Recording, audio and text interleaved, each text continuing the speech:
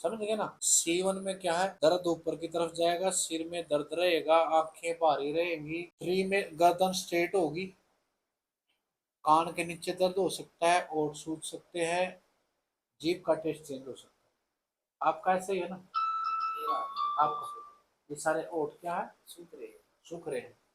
तो 4 और 5 में क्या है, हमारे कंधों में दर्द है, ट्राइसेप्स बाइसेप्स तक पेन आएगा। 6 और 7 में आते सुनो होगा स्टार्ट, ठीक है ना।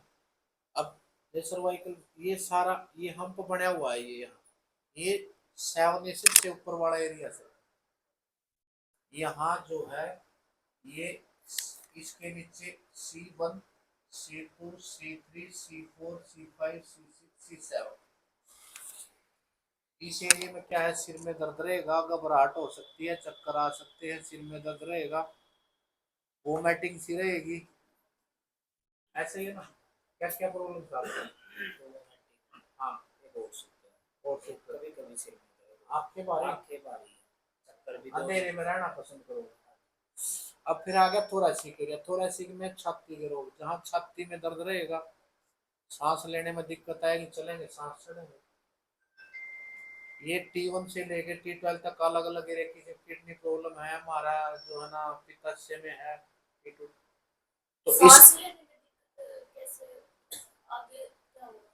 ये थोरैसिक एरिया में मैडम, कि अगर किसी को सांस लेने में दिक्कत आती है ना, तो थोरैसिक एरिया में T1 T2 में प्रॉब्लम होती है, उससे उससे गले में, अगर किसी को T1 T2 में अगर कोई प्रॉब्लम होती है, गले में इन्फेक्शन रहेगी, मौसम चेंज होते ही भी प्रॉब्लम होगी, और चलते सांस चढ़ेगी। मुझे ना सांस लेने में पूरी सांस, अब ये T1 से लेके T12 तक का एरिया ना, T1 और T2 में क्या, कंधे जाम रहेंगे, कंधे में दर्द रहेगा। 2 3 में क्या है, हमारे गले संबंधित रहेगा। उसके बाद 4 और 5 में हमारे लंग संबंधित रहेगा, जैसे सांस चढ़ेंगे। 6 और 7 में हमारे जो पित्ताशय जो जठराग्नि है, जो पित्त की थैली है, उसमें प्रॉब्लम आएगी। उससे नीचे 8 9 है टी, उसके जैसे हमारा लीवर है, कोई पेनक्रियाज है, लीवर किडनी संबंधित प्रॉब्लम है, तो T12 तक का एरिया है। अगर फिर आ गया लंबर एरिया, अगर किसी को लंबर एरिया में प्रॉब्लम है, L1 L2 में रहेगा तो दर्द यहाँ रहेगा। 3 और 4 में थोड़ा नीचे जाएगा। 4 5 में क्या है, इस कोने, यहाँ कोने में दोनों तरफ ज्वाइंट में होके हमारे हिप्स में पेन आएगा, हिप्स से साइड में पेन आ सकता है, किसी को थाई में भी हो सकता है, जांग में, किसी को नीचे अपर में भी हो सकता है, अपर भी, नीचे भी, और नीचे साइड तक हो सकता है। ये लंबर एरिया हो गया। नीचे कोसिक्स और सैक्रम और कोसिक्स का, ये नर्व कमजोर हो जाती है, नीचे टेल बोन टेढ़ी हो जाती है, जैसे बैठने में प्रॉब्लम आती है, पाइल्स की प्रॉब्लम हो सकती है, ज्यादा देर तक नहीं बैठ सकते। तो ये मेन है, टोटल 33 वर्टिब्रा, हार्ट वर्टिब्रा का अलग अलग कारण है। अब MRI देखने की क्या जरूरत है, उस वर्टिब्रा को हम देखेंगे ना, एनालाइज करेंगे, उसी टाइम पता लग जाइए अपसेट।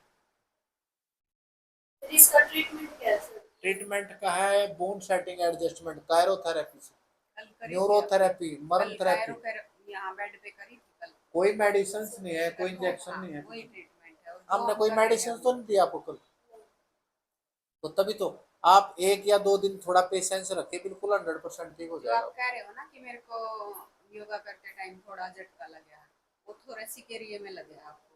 वो तो यहाँ उसी से आगे आ रहा है। नहीं वो पहले हो चुका मुझे, तो ये तो पहले नहीं पाती थी, ये पहले वाला है, ये तो सियाटिका पेन है। हाँ, हाँ, ये तो पहले का है, ये तो नीचे आएगा ना। हाँ।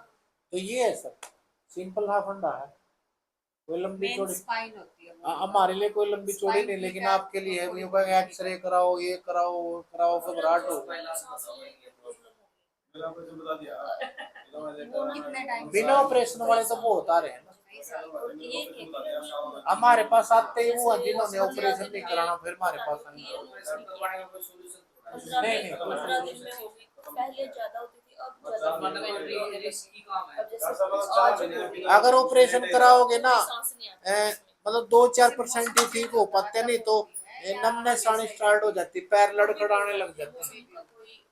और सबसे बड़ी बात है, ऑपरेशन करने के बाद भी पेन नहीं जाता, ऑपरेशन करने की उन्हें कोई गारंटी नहीं है, फिर वो फिर हमारे पास ही आते हैं कि सर ऐसे ऐसे ऑपरेशन